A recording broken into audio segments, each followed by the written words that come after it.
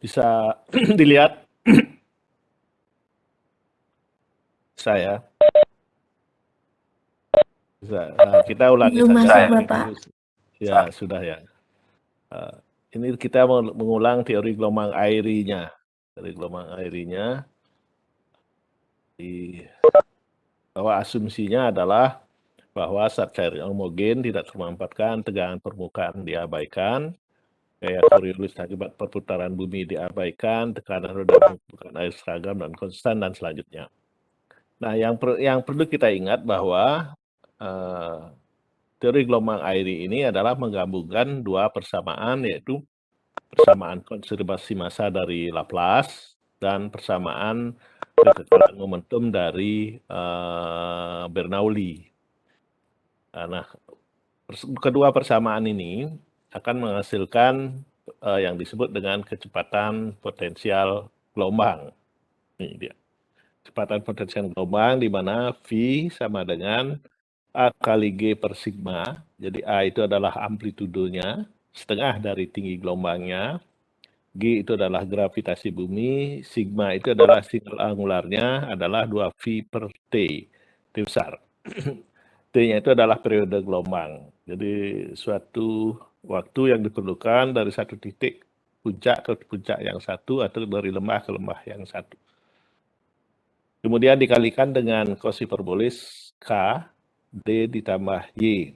Jadi cos hiperbolis K dikalikan dengan D plus Y. K-nya itu adalah angka gelombang, 2pi per L. D-nya itu adalah kedalaman air. Y-nya itu adalah titik yang ditinjau di bawah permukaan air. Per kosinus hiperbolis KD. Jadi sin Kx min sigma T. Jadi ada dua di sini adalah goniometri dan trigonometri. Jadi ada kosinus hiperbolis, itu angkanya adalah pi 3,14, sedangkan sin ini adalah sin degree, derajat. Anda tidak usah berpikir terlalu panjang seperti apa. Yang penting adalah nantinya kita akan menentukan suatu panjang gelombang.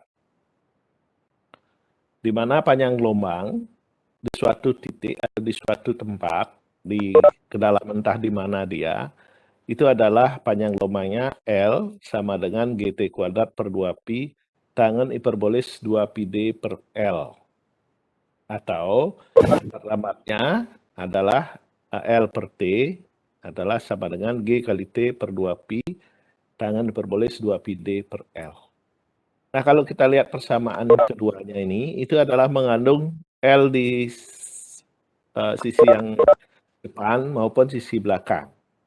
Nah, ini adalah caranya adalah kita dengan iterasi, dengan coba-coba.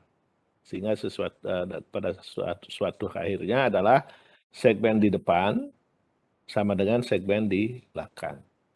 Caranya seperti apa? Maka ada batasan dari suatu gelombang. Gelombang itu ada batasannya. Itu adalah gelombangnya ada di 3 titik. Jadi di gelombang perairan dangkal, gelombang perairan transisi, dan gelombang perairan dalam. Bagaimana membedakannya? Itu adalah perbandingan antara kedalaman airnya dibagi dengan panjang gelombangnya. Jadi kalau kedalaman airnya sangat dalam dibandingkan dengan panjang gelombangnya, maka dia disebut dengan gelombang di laut dalam, atau D per L itu adalah lebih kecil dari 0,05 per 20-nya. Itu disebut, mohon maaf, D per L lebih besar dari setengahnya, atau 0,5.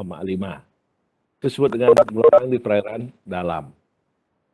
Sedangkan perairan dangkal itu adalah jika panjang kedalaman perairannya lebih kecil dari 0,05 dibandingkan dengan panjang gelombangnya. Sedangkan gelombang transisi adalah D per L antara lebih kecil dari setengah, lebih besar dari 0,05. Kalau kita tinjau rumus L sama dengan GT kuadrat per 2pi tangen hiperbolis 2pi D per L, kalau kita masukkan tangen D-nya itu sangat besar, misalnya katakanlah 1000 meter, lebih dari 1000 meter lah, gitu, 1000 meter atau 1 kilo di kedalaman 1 kilo. Kemudian panjang gelombang, gelombang katakan gelombang yang badai lah, yang punya periode yang 10 detik begitu, dia punya panjang kira-kira sama dengan 200 meteran. 1000 per 200 itu sama dengan 5. Jadi kalau kita masukkan rumus tangan hiperbolis 2 pi d per L-nya, itu adalah 1. Jadi dia tetap 1. Maksimum nilai dari tangan hiperbolis 2 pi d per L sama dengan 1. Anda bisa coba, misalnya kedalaman 5000 atau berapa saja. Yang penting d per L-nya lebih kecil, lebih besar dari setengah. Itu akan menghasilkan tangan hiperbolis 2 pi d per L itu adalah 1.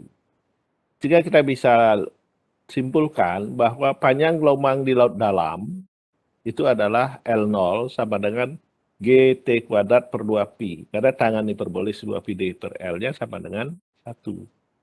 Sehingga bisa kita dengan G itu misalnya 9,8 dan pi sama dengan 3,14, maka L0 itu sama dengan 1,56 T kuadrat. Nah, dari rumus inilah atau dari angka inilah kita bisa menginjaknya, bisa menghitung panjang gelombang di setiap kedalaman apabila periode gelombangnya diketahui. Jadi periode gelombangnya diketahui, kita langsung saja bahwa menganggap gelombang itu di laut dalam, entah di mana itu, yang penting D per L-nya lebih besar dari setengah. Per L-nya lebih besar dari setengah. Jadi sama dengan 1,56 T kuadrat atau GT kuadrat per 2pi. Nah, bagaimana kalau dia di perairan dangkal? Nah, perairan dangkal itu kalau tangan hiperbolis 2 pi d per L-nya sama dengan 2 pi d per L. Jadi itu akan menghasilkan L-nya adalah T akar G kali D. Tidak lagi ada pertemanan yang lain. Jadi tetap dia sangat tergantung dari periode dan kedalaman. Itu adalah gelombang di laut dangkal.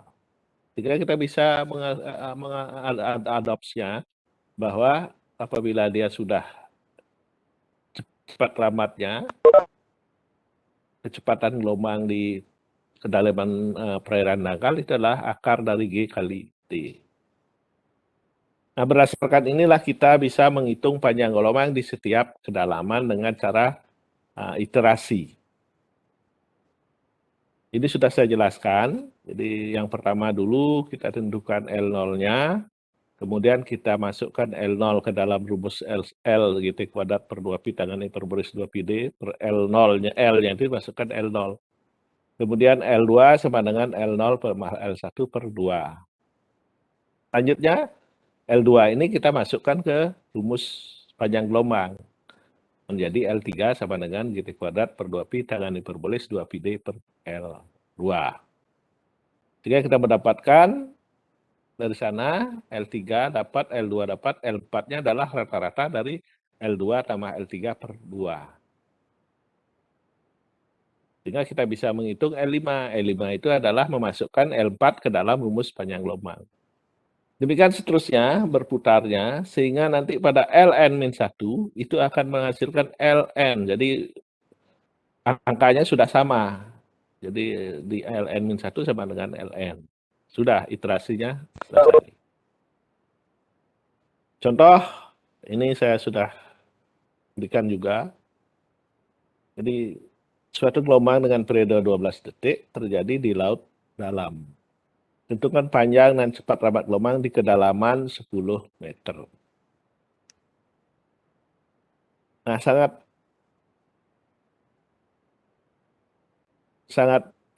gampang sekali. Jadi dengan periode gelombang 12 detik, maka L0 sama dengan GT kuadrat per 2pi. Sama dengan 1,56 T kuadrat. Itu kita bisa dapat hitung L0-nya 225 meter. Sehingga L1 kita masukkan GT kuadrat per 2 PD, dengan hiperbolis 2 PD per L0-nya masuk ke sana. Sehingga didapat L1 61,029 meter.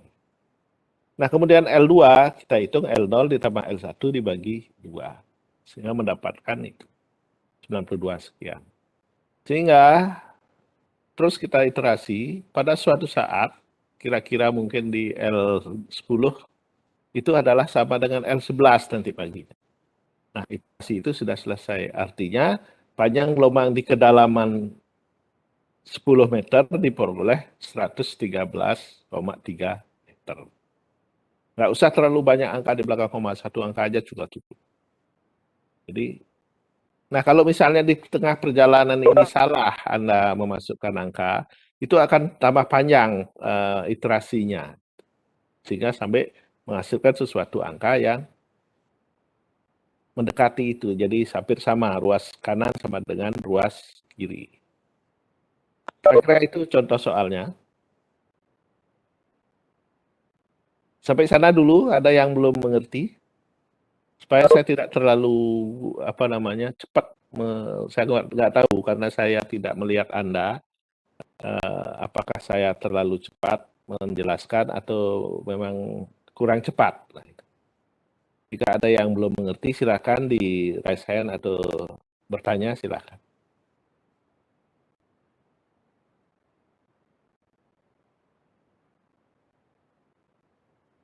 Kalau tidak ada, saya anggap Anda sudah mengerti. Nah, ini menghitung panjang gelombang secara iterasi tadi itu terlalu panjang. Tapi memang itulah sebenarnya prosesnya. Sehingga diperlukan kalau memang ada alat bantunya itu ya dihitung dari tabel itu juga. Jadi membuat tabel dengan perhitungan itu. Itu dengan memakai tabel yang disebut dengan tabel A0 atau C1 istilah. Ini ada beberapa tabel, jadi tabel ini ada di bagian akhir biasanya di beberapa buku-buku coastal engineering atau teknik pantai. Mungkin nanti saya akan share, saya lupa ini, saya scan dulu tabelnya, nanti akan saya share ke Anda. Itu di dalam tabel itu ada D per L0, kemudian ada D per L, kolom kedua, dan seterusnya. Yang terpenting di sini adalah kedua kolom tadi, D per L0 hubungannya dengan D per L. Contoh yang sudah kita jadikan, misalnya dengan periode 12 detik, kita ditanyakan panjang gelombang di kedalaman 10 meter. Sehingga tetap langkah awal bahwa kita harus menghitung panjang gelombang di laut dalam. L0 sama dengan GT kuadrat per 2 pi atau 1,56 T kuadrat. Sehingga L0 sama dengan 225 meter. Dari ini kita bisa membandingkan karena yang ditanya adalah di kedalaman 10 meter, maka D per L0 itu adalah 10 per 225, itu adalah 0,04456. Dan dari tabel diperoleh, jadi dengan D per L0 0,4 sama dengan 0,80774, kemudian di 0,5 sama dengan 0,883, jadi di interpolasi linier saja, yang mendapatkan 0,087 sekian. Nah, dari sini kita akan mendapatkan 10 per L sama dengan 0,08774 sehingga L didapatkan adalah 10 dibagi 0,08774 sekian. Hasilnya adalah 113 meter. Jadi hampir sama. Jadi ini adalah cara singkat karena memakai tabel. Ada dua sisi, jadi kalau tidak ada tabel kita bisa dengan cara iterasi ulang. Tapi kalau tidak ada tabel, kalau ada tabel kita bisa pakai tabel supaya lebih cepat berhitungnya.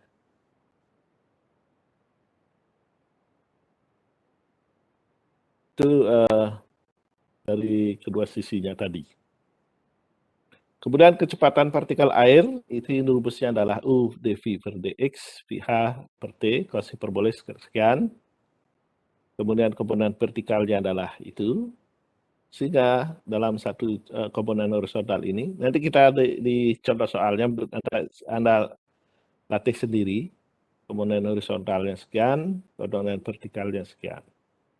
Perpindahannya sekian, dan komponen vertikalnya sekian. Energi gelombangnya adalah besarnya energi kinetik per satuan lebar untuk satuan panjang gelombang. Diperoleh dari persamaan energi kinetik. Nah, kalau Anda supaya tidak bingung lihat rumus integralnya, dua integral ini, Anda ingat saja energi kinetik adalah 1,5 MP kuadrat. Jadi di SMP ataupun SMA Anda sudah, jadi sama saja, cuman dalam bentuk matematika ini. Jadi energi kinetik adalah integral dari 0 sampai L, kemudian dari min D sampai 0 adalah setengah rho dx di kali U kuadrat plus P kuadrat. Jadi U kuadrat plus P kuadrat itu adalah kecepatan kuadratnya. Sedangkan rho kali dx di adalah M setengah MP kuadrat. Itu adalah energi kinetik. Bagaimana energi potensial? Energi potensial adalah rho kali G kali A, sama saja. Sehingga nanti kita akan mendapatkan dari persamaan ini, kita bisa masukkan rumus U-nya ini, kemudian rumus V-nya ini, maka kita akan menghasilkan energi kinetik sama dengan rho GH kuadrat kali L per 16. Jadi 1/16 rho GH kuadrat kali L. Jadi energi yang terkandung di dalam gelombang ini mengandung energi kinetik. Energi kinetik adalah energi yang terkandung dari suatu yang bergerak, mempunyai kecepatan. Itulah 1/16 rho GH kuadrat kali L. Jadi kalau semakin tinggi gelombangnya, maka energi yang terkandung, energi kinetik yang terkandung juga akan semakin besar.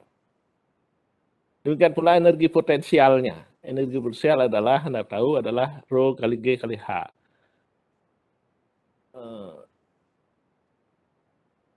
Nah, ini adalah ada dua, karena dia berfluktuasi. Sehingga dia tergantung dari fluktuasi muka airnya.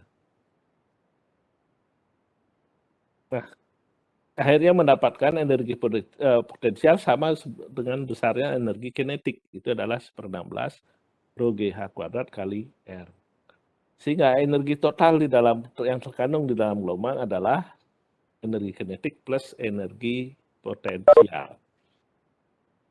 Adalah rho GH kuadrat kali L per 8. Jadi 1/8 rho GH kuadrat kali L. L itu panjang gelombang, H-nya tinggi gelombang, rho-nya adalah rapat massa. Rapat massa air laut itu adalah sekitar lebih dari 1, lebih dari 1000. Jadi 1024, 1025 begitu. Nah, ini adalah anotasinya, saya kira tidak perlu. Nah, kemudian karena dia mempunyai energi dan dia mempunyai kecepatan, maka dia mempunyai tekanan gelombang. Inilah yang mendasari bahwa bagaimana kita mendapat tekanan, jadi maupun struktur-struktur yang dibangun di pantai itu mendapat tekanan. Tekanan itu ada dua, ada tekanan hidrostatis dan tekanan hidrodinamis. Tekanan hidrostatis kita tahu bahwa setiap zat cair yang mempunyai kedalaman atau mempunyai ketinggian, maka tekanan hidrostatisnya adalah rho kali G kali H, jadi kali tingginya, atau disebut dengan rho G kali Y. Kemudian hidrodinamisnya adalah apabila karena dia mempunyai gerak naik turun. Besarnya adalah rho GH per 2 kali fluktuasi muka air laut kali kosinusnya. Sehingga tekanan gelombang itu ada dua, tekanan hidrostatis dan tekanan hidrodinamis.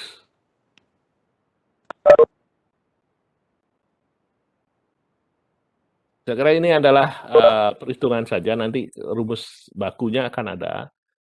Jadi Anda tinggal memasukkan, kenapa angkanya min di sini, karena dia tekanannya ke bawah, gitu dianggap min. Nanti hasilnya pasti ada apa namanya, Y-nya itu kan Y min kali min jadi plus dia. Y itu kan ke bawah, nilainya dikasih min. Y sama dengan min H itu adalah tekanan hidrostatis totalnya. Sedangkan segmen yang kanan itu adalah tekanan hidrodinamisnya.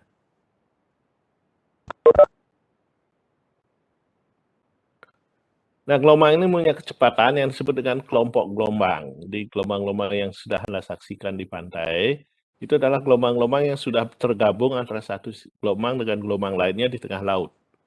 Karena awalnya gelombang itu terbentuk oleh tiupan angin, di mana energinya terdispersi, diserap oleh permukaan air, menjadi gelombang-gelombang. Nah, gelombang-gelombang ini mengumpul dia. Nah, itu yang disebut dengan kelompok gelombang. Jadi, CG itu adalah kecepatan rabat kelompok gelombang adalah setengah kali L per T dikalikan 1/2 kd sinus hiperbolis 2 kd atau N sama dengan C. Jadi lebih gampangnya N-nya itu adalah setengah kali 1/2 kd sinus hiperbolis 2 kd. Nah, kenapa ini ditampilkan? Ini adalah sangat perlu nanti di dalam perhitungan deformasi gelombang. Jadi N ini, angka N ini. Nah, dari sini, dengan kecepatan rabat kelompok gelombangnya, kita bisa menghitung tenaga gelombangnya adalah P sama dengan N kali E per T. N-nya itu adalah setengah kali 1/2 kd sinus hiperbolis 2 kd.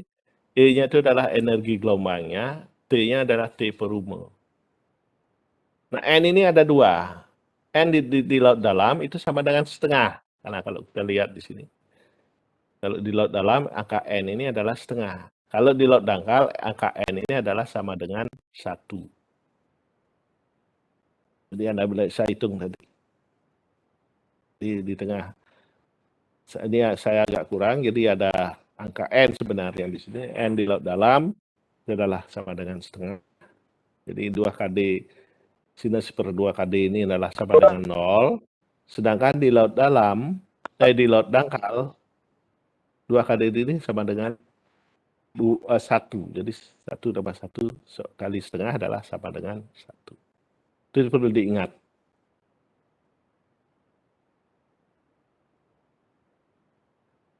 Kira-kira itu yang terkandung di dalam energi gelombang. Kemudian saya lupa. Ini ada di belakang itu, ada contoh soal. Beberapa contoh soal yang menentukan nanti. Anda tinggal saya jangan sampai sana. Kita ke kelompok gelombang saja dulu. Jadi ada energi gelombang. Energi gelombang itu adalah gabungan dari energi kinetik dan energi potensial.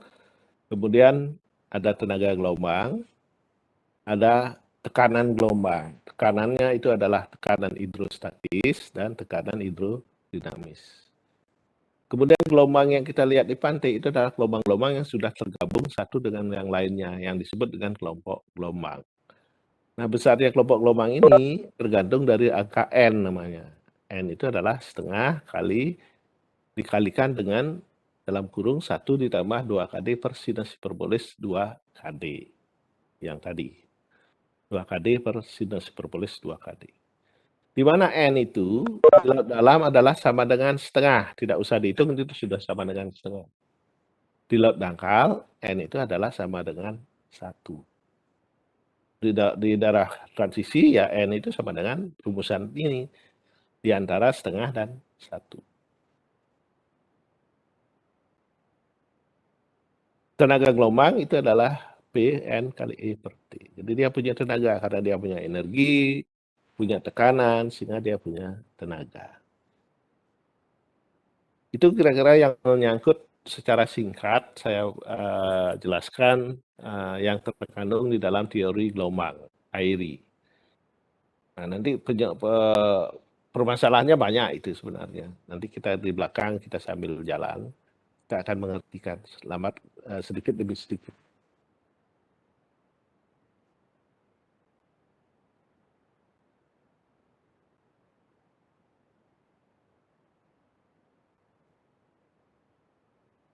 Sampai di sini ada yang ditanyakan?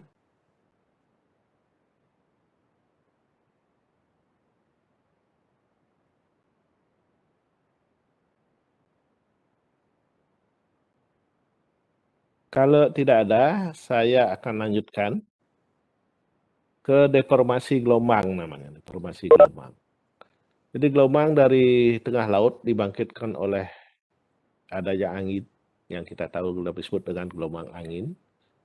Itu akan bergerak ke arah daratan. Jadi dia menyebar. Jadi seperti Anda bermain di bak air begitu, Anda celupkan karangan itu, nanti ada rambatan gelombang. Jadi airnya tidak bergerak penuh, jadi hanya rambatan gelombangnya akan bergerak ke semua sisi, baik sisi segala arah lah, segala arah. Nah, gelombang inilah yang merambat ke pantai. Nah, di dalam peramatannya itu mengalami perubahan atau yang sering disebut dengan deformasi gelombang.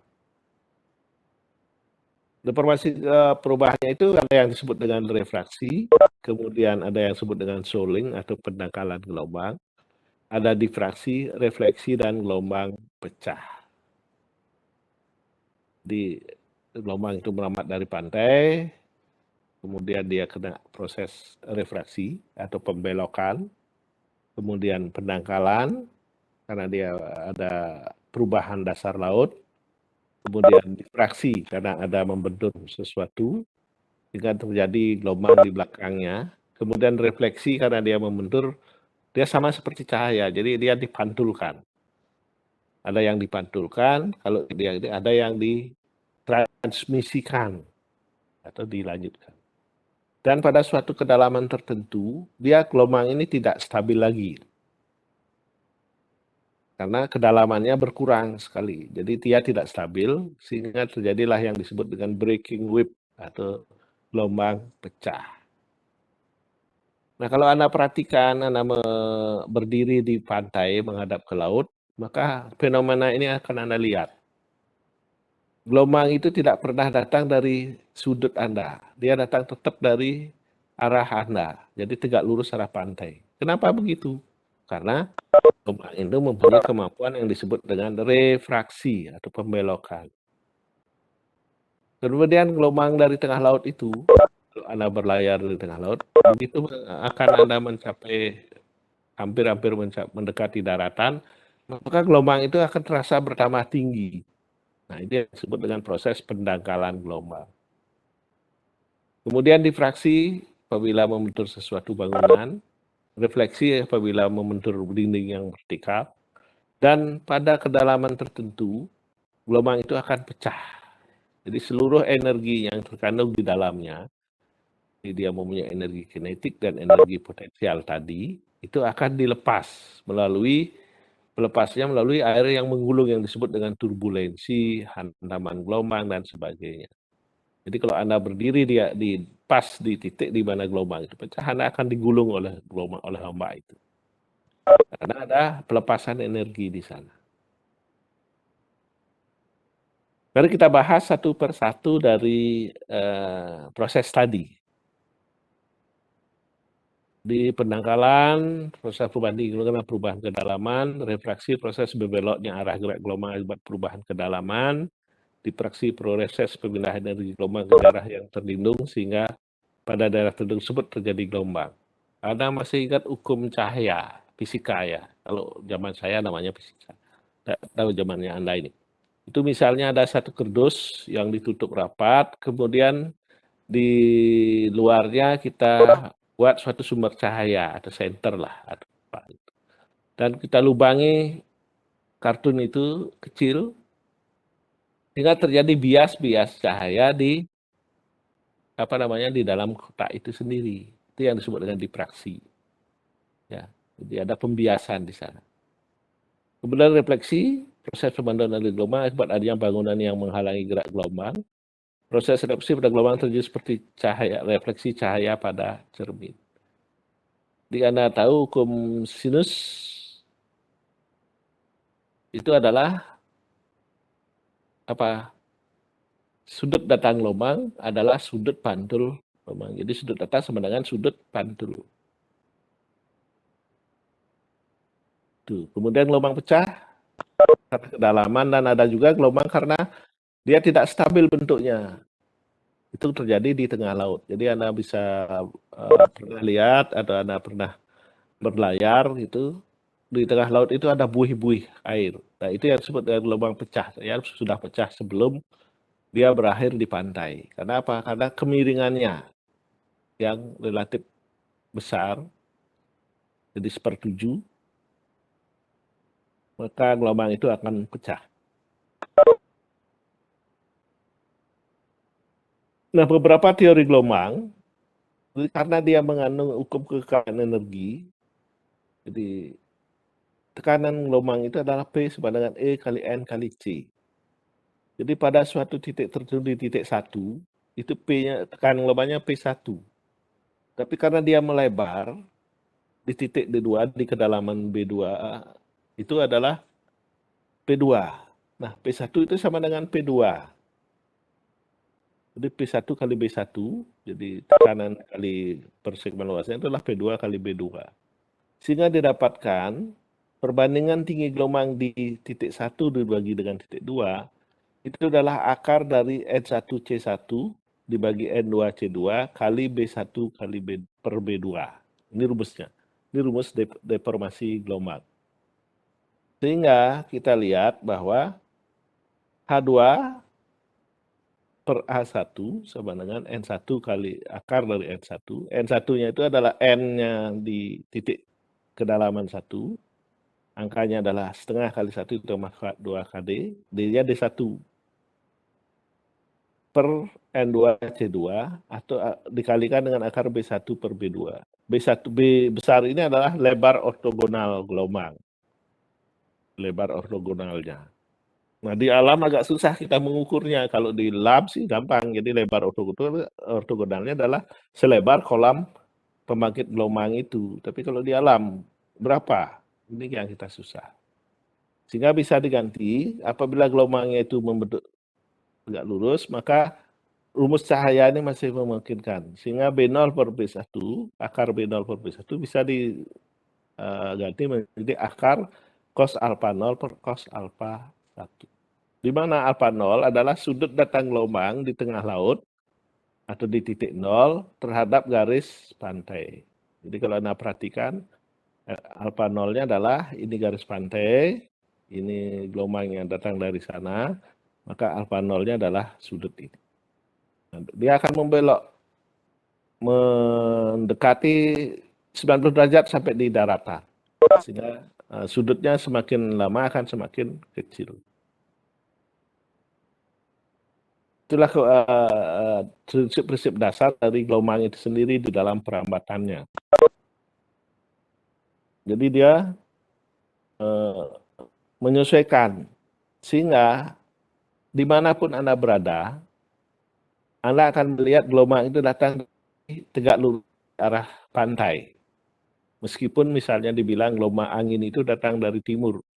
Tapi kalau Anda berdiri menghadap barat atau pantainya menghadap barat, tetap gelombang itu datang dari barat di pantai. Karena apa? Dia mempunyai kemampuan untuk berefraksi, berbelok. Oke ya? Tuh, jadi rumus ini yang harus Anda hafalkan. Nanti kita sampai ke contoh soal. Sehingga kita bisa menghitung, ini adalah rumus hukum Snell. Jadi sin C1 per C2 adalah sin alpha 1 per sin alpha 2. Sehingga satu sisi sudutnya dapat dihitung, apabila sudut yang lain ada, kemudian cepat lambatnya bisa dihitung. Ini kira-kira kejadian. Jadi ini ada pantai begini. Gelombang itu tetap datangnya tegak lurus. Meskipun Anda berasa menghadap pantai sana, gelombangnya datang dari sini. Anda menghadap ke arah sana, gelombangnya juga datang dari sana. Jadi tetap dia mempunyai kemampuan yang berefraksi, itu istilah. Tidak pernah dia gelombang itu menyudut datangnya. Nah, kalau Anda perhatikan di sini, ini kan teluknya begini, melengkung, kemudian berbelok ke sana. Anda berdiri di sini, gelombangnya datang dari tegak lurus sini. Anda berdiri di sini, tegak lurus sana. Anda berdiri di sana, tegak lurusnya arah sana. Itulah fenomena yang disebut dengan refraksi tadi. Ya.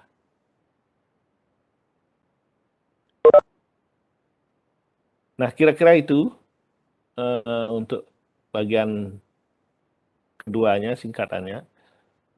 Nanti contoh soalnya nanti akan saya berikan khusus penjelasannya. Jadi sebenarnya gelombang itu ada beberapa, kita lihat, jadi penjelasnya itu langkar saja dulu, supaya Anda tidak bingung. Jadi gelombang dengan periode yang sangat pendek, dari 0,1 detik sampai 30 detik, itu adalah gelombang-gelombang angin, disebut gelombang angin. Kemudian gelombang yang periodenya sampai 12 hari, 1 hari sampai 12 hari, itu adalah gelombang yang diberikan oleh gempa, yang disebut dengan gelombang tsunami. Kemudian gelombang-gelombang yang datangnya periodenya lebih dari 12 jam, jadi 12 hari, itu disebut dengan gelombang surut. Jadi ada gelombang tiga, jadi wind generate waves, tsunami, dan tides. Penjelasan ini ya. Jadi ini adalah periodenya. Jadi periode yang kecil-kecil sampai di periode 5 menit itu adalah gelombang angin. Kemudian periode sampai 12 hari, lebih kecil dari itu, 1 hari sampai 2 hari itu gelombang tsunami. Kemudian 12 hari sampai 24 hari gelombang pasang surut. Mana itu? Nanti kita satu persatu kita bahas. Karena yang sebenarnya kita konsentrasi adalah di gelombang angin. Karena gelombang-gelombang inilah yang dominan ada di alam. Ya, bentuk-bentuk pergerakan progresif airnya, jadi partikel airnya itu adalah dia bergeraknya adalah seperti lingkaran-lingkaran begini. Lingkaran-lingkaran apabila dia gelombangnya di laut dalam. Nah, semakin dangkal, maka pergerakan ininya orbitnya itu adalah semakin mendasar dia. Jadi ini adalah setengahnya. Nah, ini saya kira tidak usah lagi karena kalau kita lihat di sini periodenya adalah seperti itu. Jadi floatingnya ini. Nah, ini adalah pergerakan partikelnya, partikel airnya, sehingga kita bisa melihat seberapa besar dia pengaruhnya terhadap itu.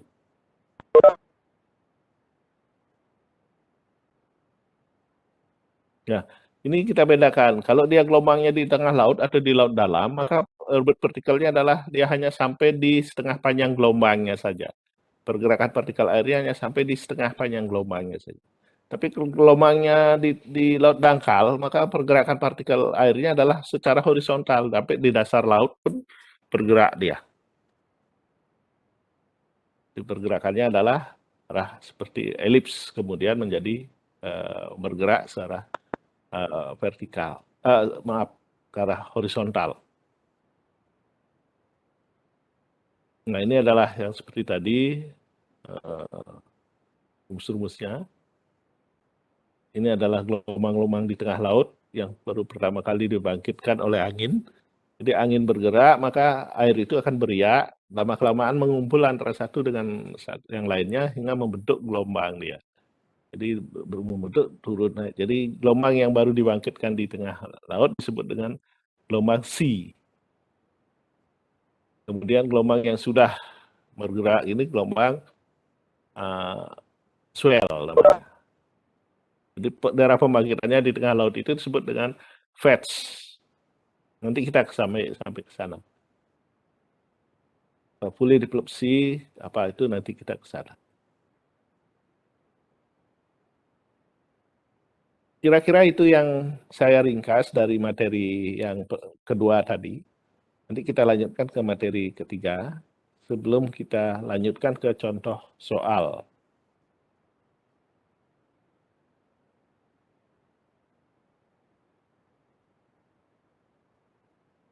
Oke, saya kira sebelum saya lanjutkan ada pertanyaan. Kalau tidak ada contoh soalnya nanti tidak begitu mengerti dia.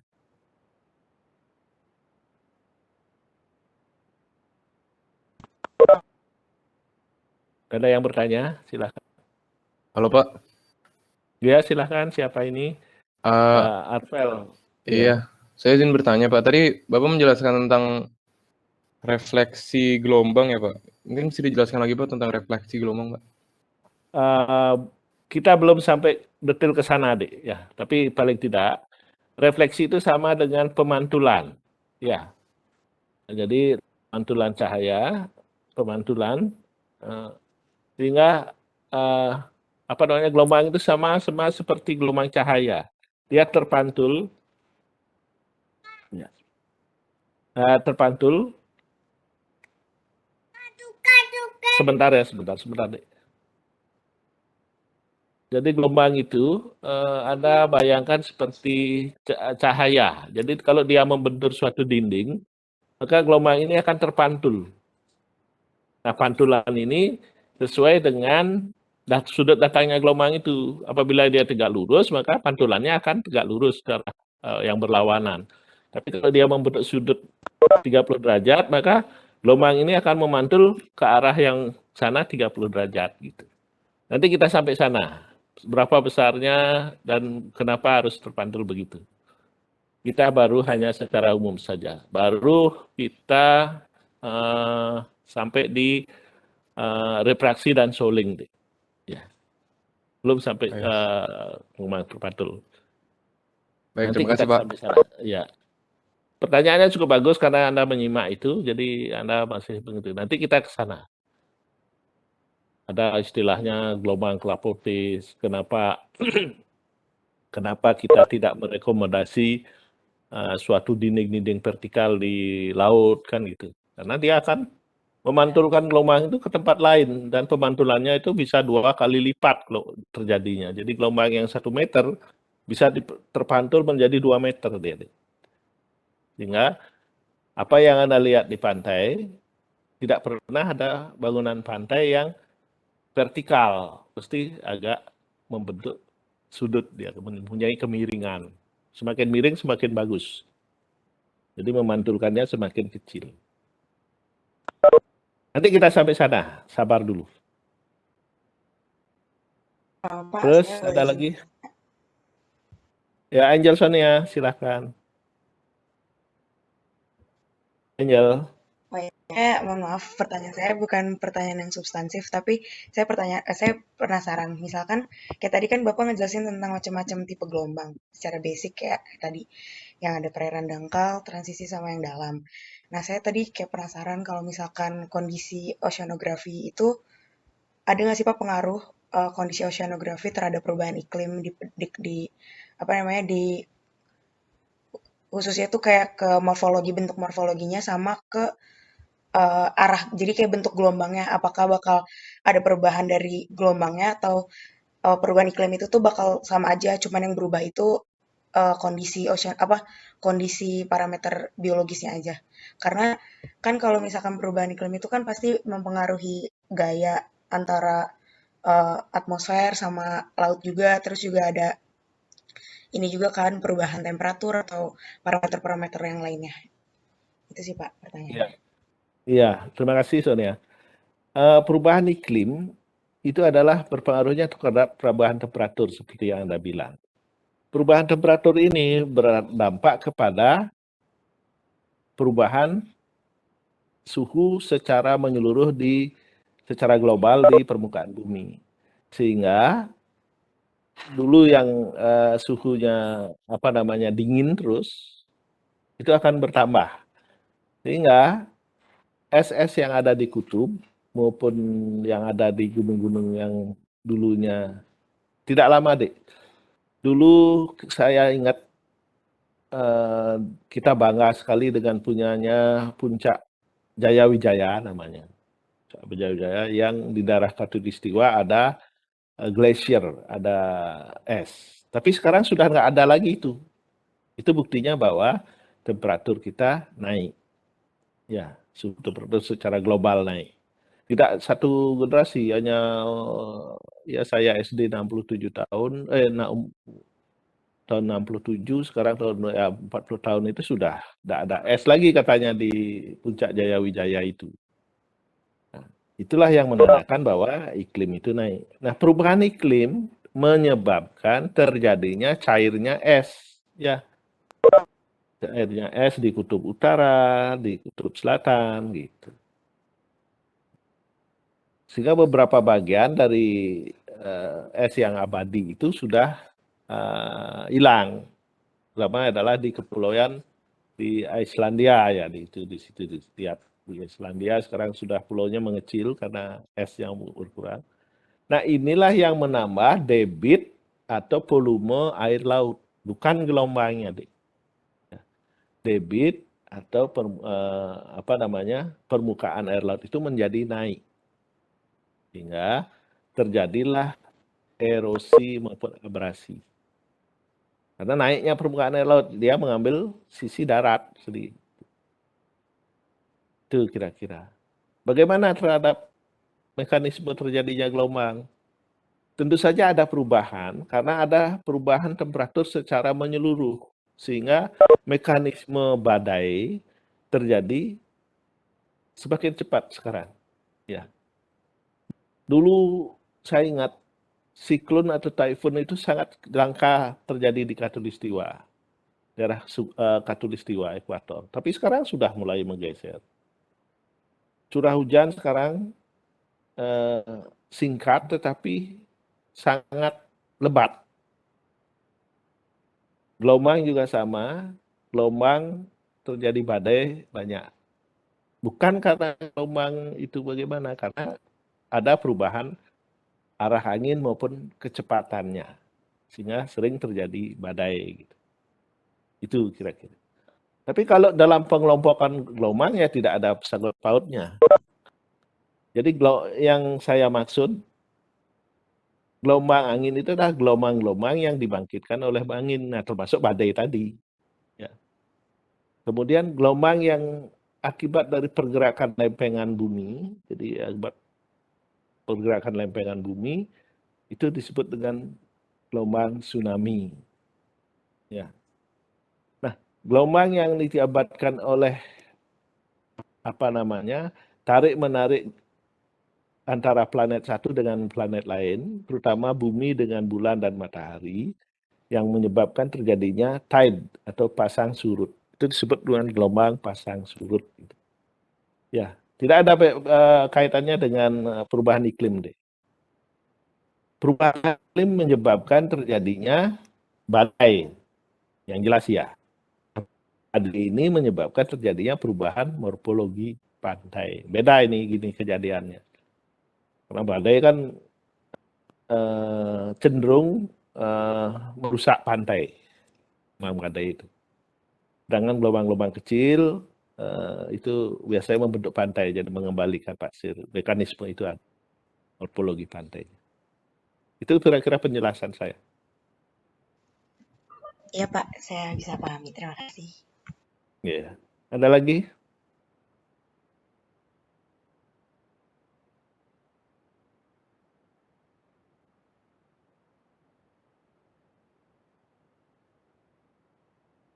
Karena saya akan menjelaskan soal nanti mungkin di pertemuan berikutnya saja, karena fresh dan saya harus mempersiapkan contoh soal yang agak bagus. Ini masalah refleksi dan solid tadi.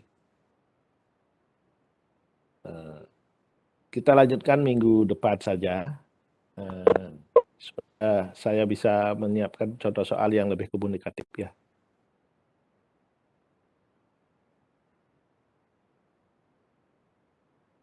Dan akan saya lengkapi dengan tugas nanti. Makanya nanti kan Anda bisa kan di lembar terakhir yang Anda terima itu ada beberapa tugas, ada beberapa soal yang bisa Anda kerjakan nanti. Sambil membimbing itu. Jadi khusus kita minggu depan membahas contoh soal. Sambil kita lanjutkan.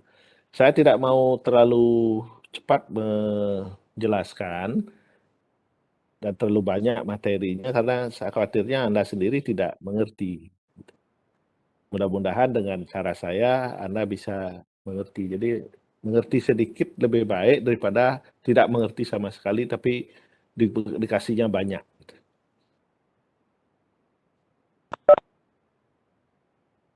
Oke, sementara dulu saya cukupkan dulu kuliahnya untuk minggu ini. Nanti kita lanjutkan di minggu depan di kuliah materi yang ketiga dan contoh soal. Sebelum saya akhiri ada yang mungkin bisa didiskusikan. Tolong ingat juga korbannya untuk mencatat siapa-siapa saja yang tidak hadir dan alasannya, ya, supaya saya bisa laporkan ke bagian pengajaran.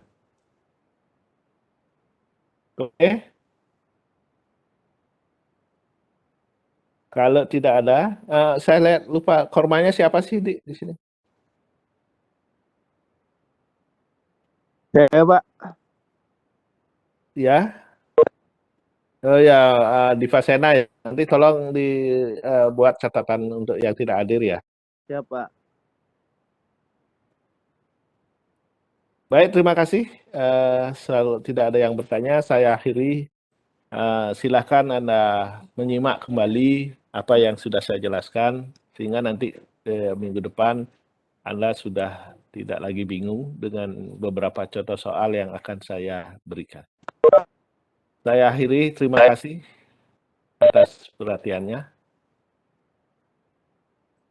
Terima kasih, Bang. Baik, terima kasih Pak. Terima kasih, Pak. Selamat siang.